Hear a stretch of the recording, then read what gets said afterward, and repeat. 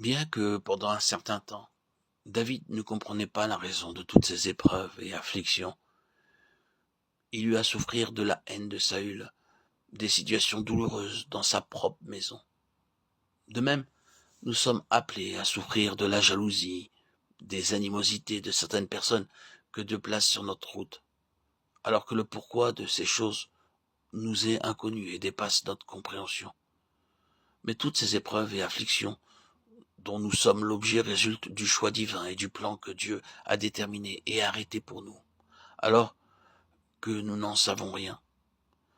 En considérant le psaume 132, nous voyons que David commençait à percevoir que toutes ces afflictions et souffrances étaient pour l'amener à connaître le besoin de Dieu et être son vase pour lui construire une maison, une habitation où il demeurerait.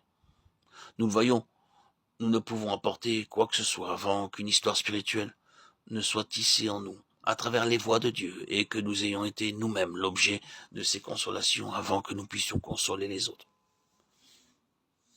Les vies gâchées et ruinées sont restaurées quand nous entrons dans l'expérience de Tzion. Et non seulement lorsque nous allons dans une église où nous ne trouvons que l'homme, mais alors que dans l'église nous entendons la voix de Dieu et trouvons Dieu.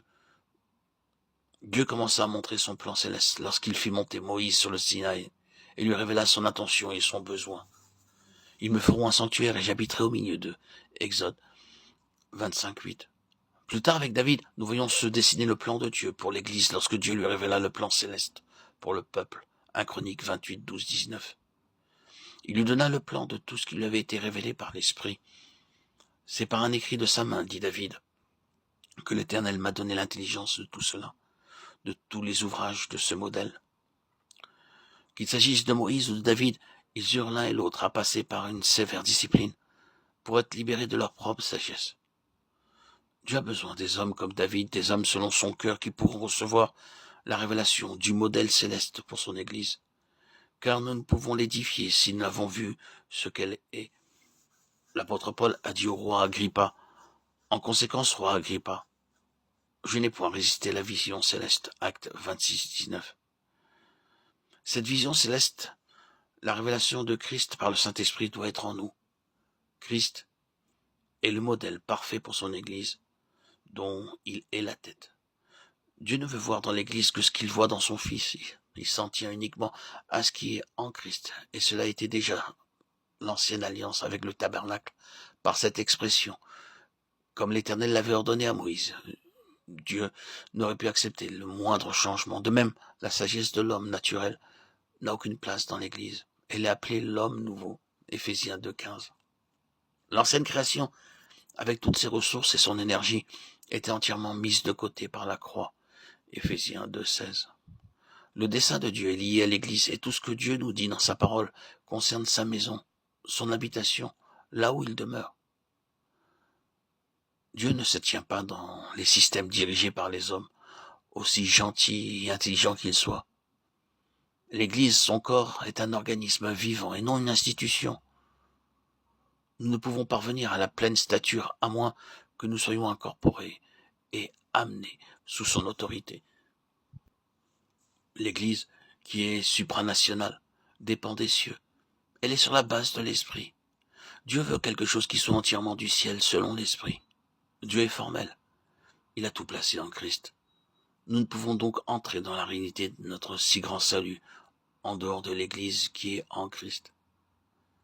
Dans les béatitudes, le Seigneur présente le tribut des vainqueurs dans l'Église. Ils sont ceux qui ont fait don de leur personne à Dieu. Leur lot est la souffrance. Ils suivent le chemin de leur maître, lui-même amené à la perfection par la souffrance. Hébreux 2,10. Ils seront consolés à travers leurs épreuves, affinés par le feu et purifiés. Le Seigneur a besoin d'eux pour apporter la consolation même à ceux qui pleurent sur leur ruine. Ils sont les canaux de sa vie compatissante et miséricordieuse. Christ a parlé à leur cœur dans les temps de détresse, et ils ont été consolés.